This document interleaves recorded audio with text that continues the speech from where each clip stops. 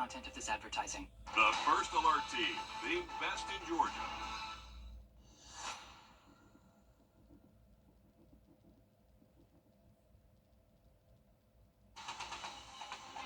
Live from Augusta, you're watching News 12 at 6 o'clock.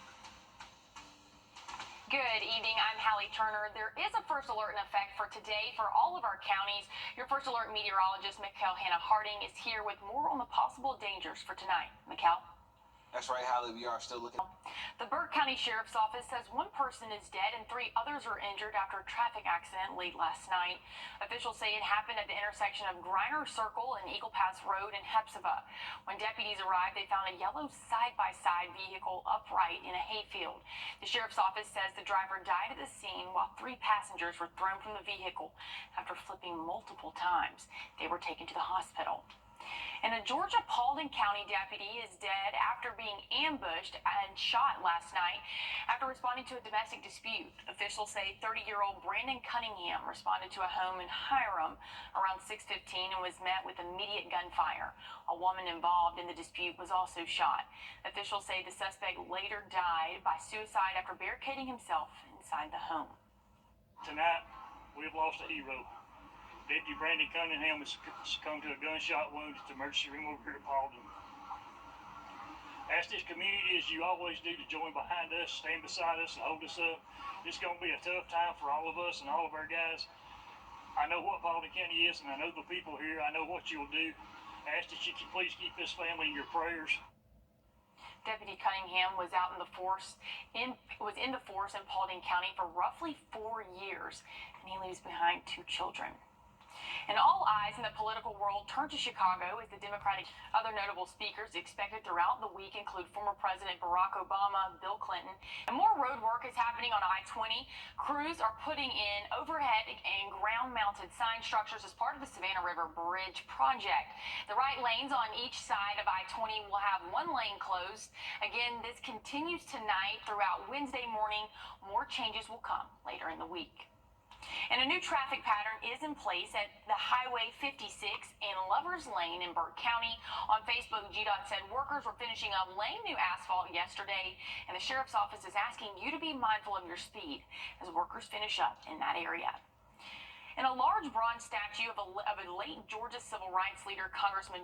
And truly awesome right there, Hallie. It's a large statue, well deserved. As far as looking at the forecast, we are tracking rainfall chances into this the evening. We'll talk about it coming up next. And it was a scary scene that caused some injuries after a Ferris wheel caught on fire during a music festival. What we know after the break. It was in the 80s with mornings in the 60s. A scary scene out of Germany. 2 cable cars on a Ferris wheel caught on fire at a music festival. Police say 4 people have burn injuries and 1 was injured when they fell. People were riding the Ferris wheel at the time that it caught on fire, with 18 people being taken to the hospital for treatment. The cause of the fire is unknown, but the festival continued with the Ferris wheel blocked off. We'll be back right after this break. When you visit or work with Parker's Kitchen, your support makes a difference. You've helped us rank as Best Workplace in America. None of this happens without you. Thank you. I was robbed. All night. Dad, what are you doing? I'm adding up what it costs for a typical designer. And? Let's see, 5 hours of meetings, 18 hours measuring and design, 24 hours of sourcing mood boards, purchasing, install, times $75 an hour, $6,714. But our in-store design team is free and our in-home design team is free. I'll take free over fee any day. Come visit us today in Augusta or Lake Oconee and let us help with all your design needs. Of course, BrandsMart. Well, we are looking at the severe outlook for today. Still a slight risk across the area, level 1 out of 2 possible for those severe storms this evening. Still looking at the main front off to our north and west, so we'll see how it continues to develop as it drops a little further closer towards our region through tonight.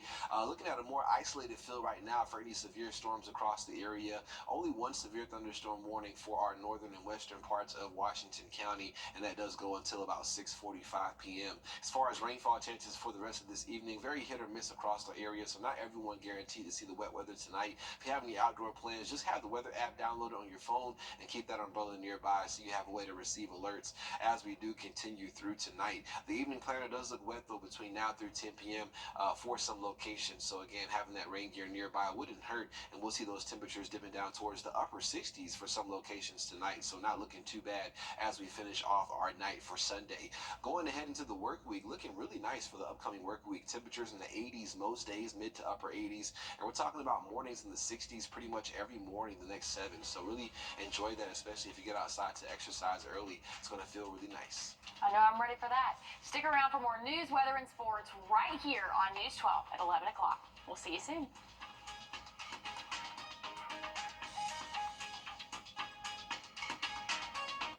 A caring nurse